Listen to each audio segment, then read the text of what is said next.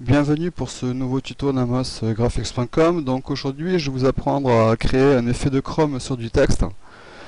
Pour ce faire j'ai choisi la police Livecraft qui est la police World of Warcraft, vu que c'est un jeu que j'aime bien et que en même temps ça permet d'avoir un style médiéval, et je trouve que l'effet métal en général ressort pas mal avec des polices de ce type.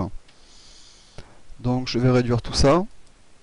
Je fais fichier, nouveau document, alors 1280 pixels de largeur pour une hauteur de 720 en résolution 72 pixels par pouce, mode couleur RGB 8 bits, ok.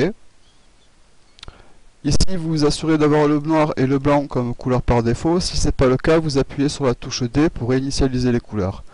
Vous choisissez le noir comme couleur de premier plan.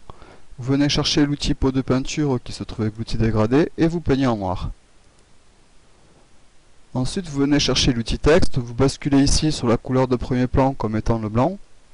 Vous venez chercher la police que vous désirez, donc moi c'est la police Livecraft que j'ai trouvée sur dafont.com en tapant dans la recherche Livecraft. Je tape mon texte, donc je vais taper Ironforge, qui est la cité que l'on appelle maintenant Forgefer, la cité des gnomes et des nains. Enfin ça c'est pour la petite histoire de World of Warcraft, mais je suis pas sûr que ça puisse vous intéresser. Je vais faire un clic droit sur le calque de la police Ironforge, la police World of Warcraft, et je fais pixeliser le texte. Je double-clique sur le calque Ironforge. Là je fais biseautage et estompage, je règle la profondeur à 1000%. Ensuite je viens choisir la taille que je veux, et là ça dépend de votre taille de la police. Moi par exemple là je mets sur 21 pixels.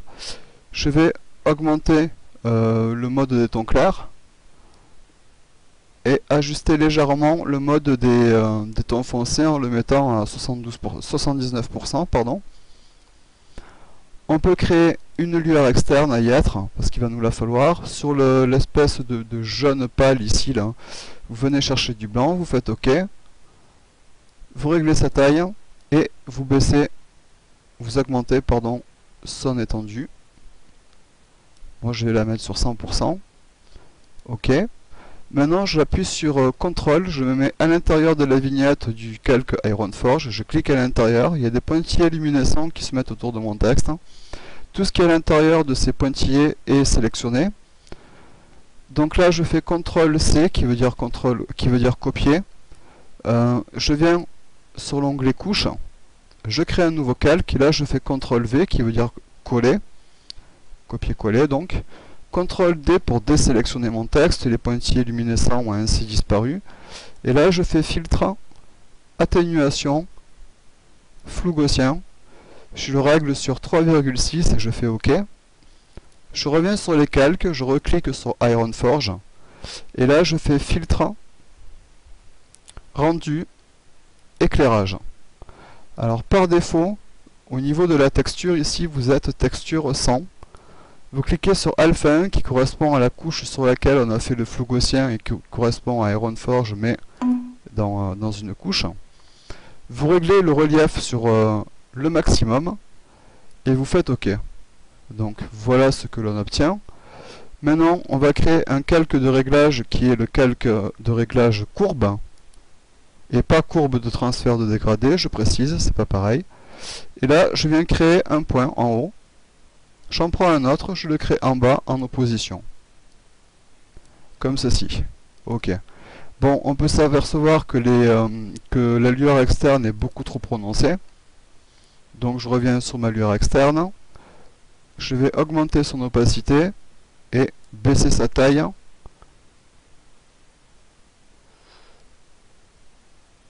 Ainsi que son étendue, si j'y arrive.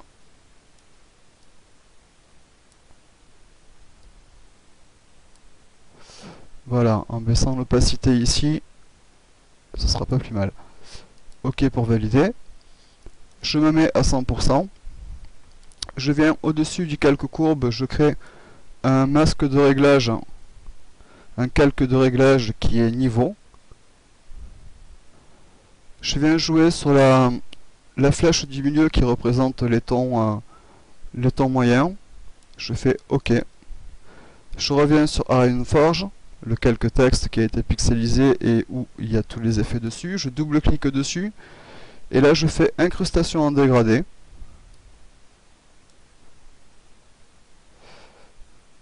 Et je fais OK. Donc voilà, vous avez appris à créer un effet de métal sur une police de texte World of Warcraft.